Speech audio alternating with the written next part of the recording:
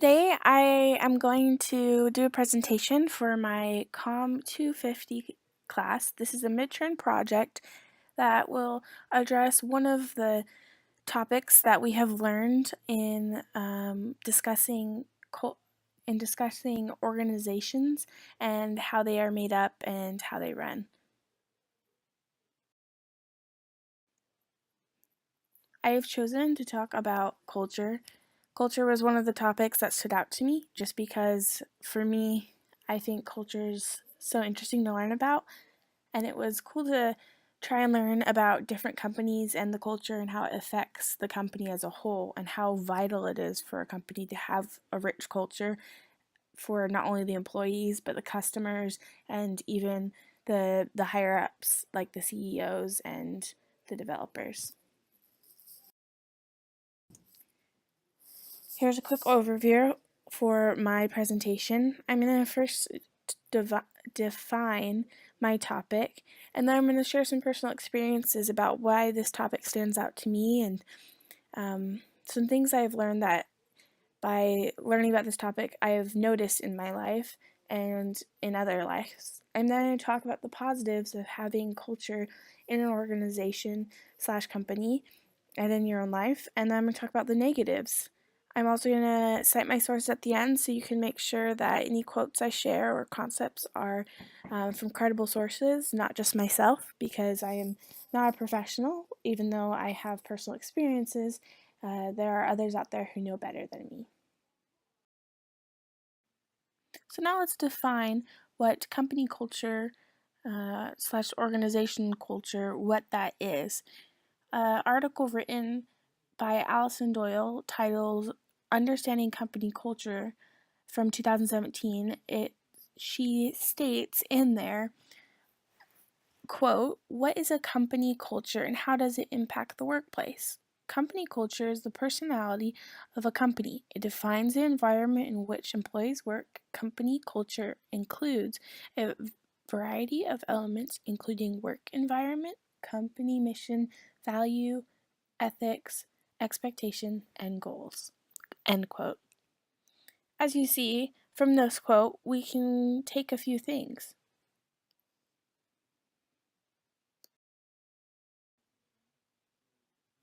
Here are some highlights that I have pulled from that quote that I find important. These are things that we can look at in our own life and in our own workplace and evaluate how these things affect us personally and affect the group dynamic as a whole.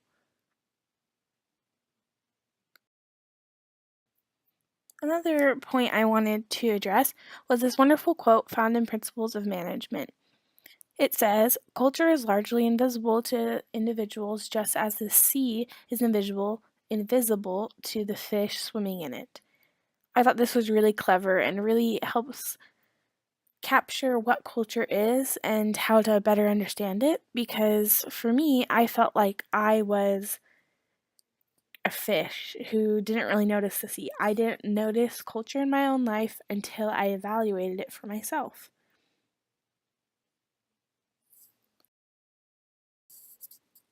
How often in our own lives do we, like this fish, look at other places and see the culture, but then look at our own lives and feel as if we are lacking it? For me, I spent most of my life thinking I had no culture because I would look across the world and see all these beautiful, different types of people living these amazing lives and developing different things that I never had, different abilities, living in a different way that was so different to me. I guess that's the biggest word I am pulling from this, is different. But in reality, I had so much culture in my life that from their side of the world, them looking over to me, the culture probably seemed so different, and they probably wished they had more culture than they had themselves. Now, when it comes to the workplace, how often do we look at our friends who come home from work or our loved ones and have them say how much they're enjoying their work, how their company stands for these amazing things or has these really good benefits or really good point systems that allow them to be recognized and to earn different rewards. And then we look at our own work and we get discouraged. Now, maybe you should be working for a better company if you aren't receiving the recognition or the benefits that you deserve, but maybe we're just looking at the glass half empty. Maybe we're like this fish who doesn't see the wonderful culture that's right in front of us because we are used to it. We've been living it that way.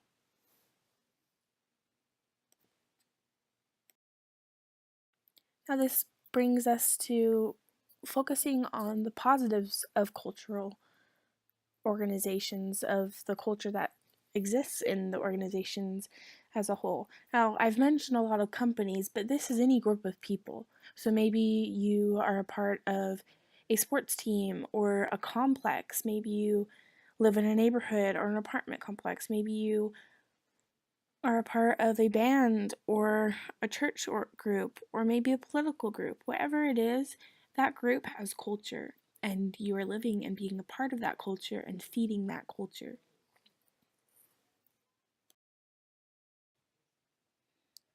With the culture, the positivities I feel like are endless.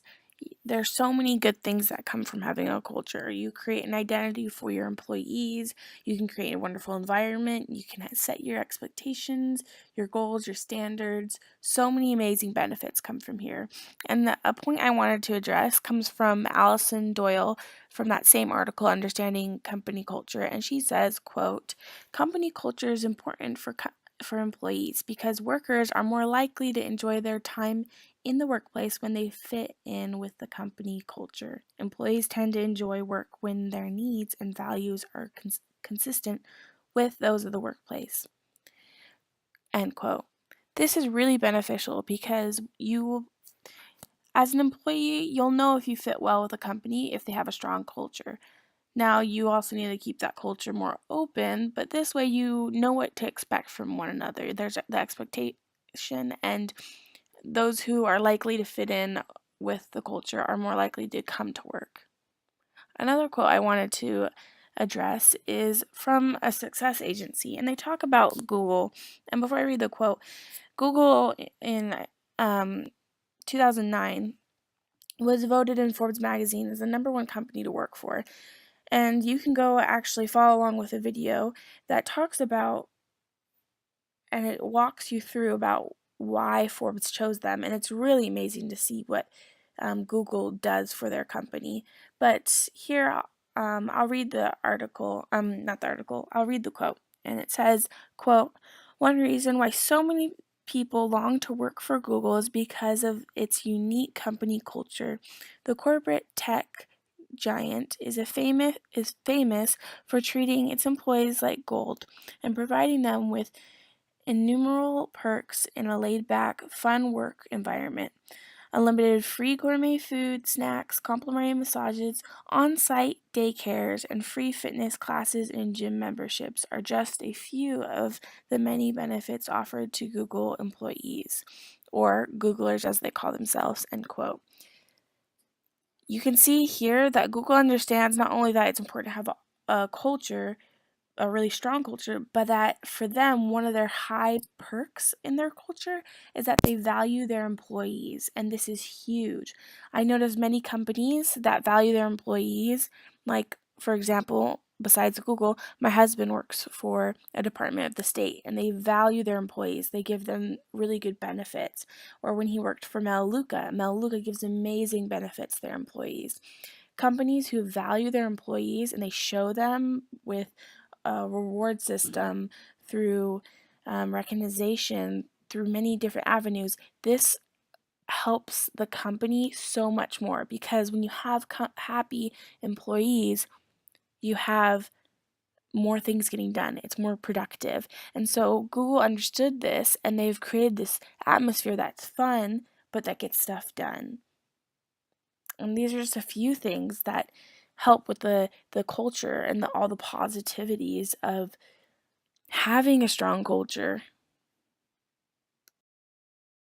Now, with having a good culture, there does come negatives. I won't focus on too many of them, but like I mentioned in the previous slide, a negative is if you have such an acute culture, it can limit the amount of employees you get, but that can also be a benefit because it means you're selective in the process.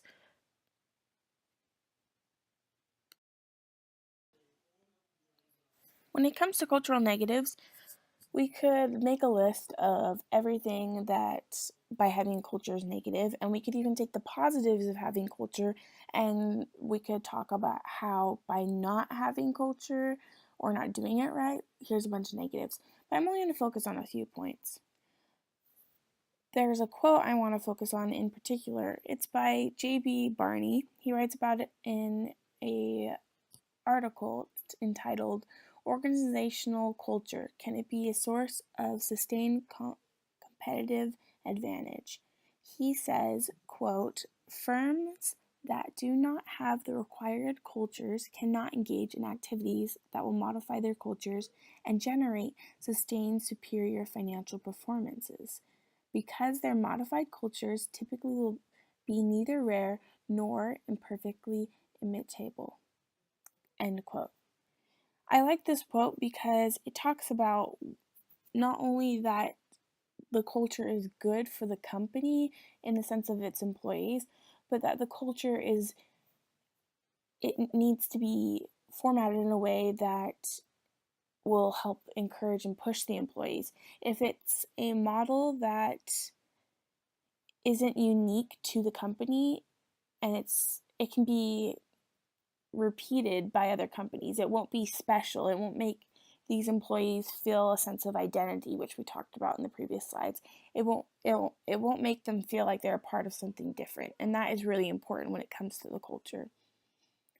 Something else I noticed is that a negative point is that I wanted to touch upon is a big factor is that it's hard to make a change. When you have a culture that's set a certain way and then you have someone come in or someone gets a new idea, if you don't set it up in a way that is natural to the culture, then there's going to be a lot of resistance. And there's a quote that used better words than I could ever. It's by Sophie Johnson, and she talks about it in her article entitled The Disadvantages of Corporate Culture. It says, when an owner decides to make changes, it threatens the employee's identity.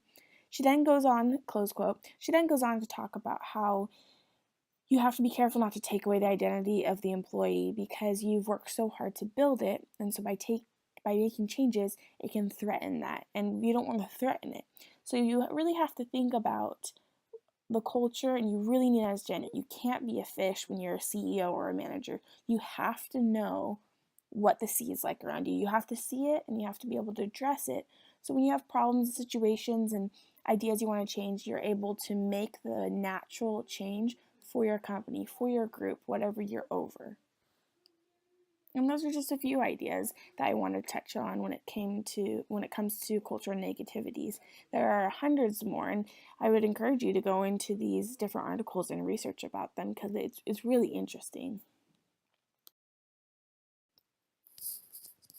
As you see, this is a list of sources that I found helpful. I encourage you to go look at them if you want to dive a little bit deeper into this topic that on levels I wasn't able to spend more time with. These are professionals, these are people who have written books and done studies on this very topic, and I invite you to follow along with them, read their books, and dive deeper past the quotes that I shared.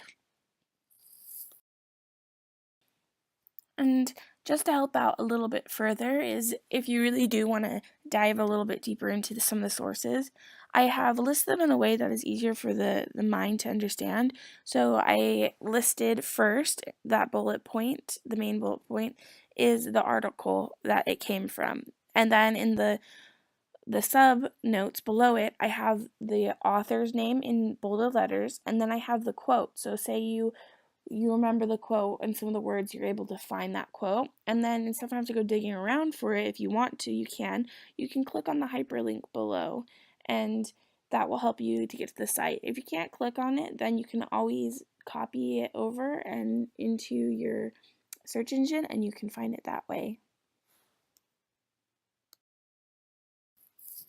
And thank you so much for watching. I hope that this opens your eyes to see that truly everything, every group of people out there has a culture, and that yes, sometimes culture can be bad, but it's such a beautiful thing that you can really unite us as a people. And I encourage you to find the positives in your own life and other lives, and at work, maybe see some things that you didn't notice before. And thank you for watching again, and I hope that you can go forward with this knowledge and share it with others.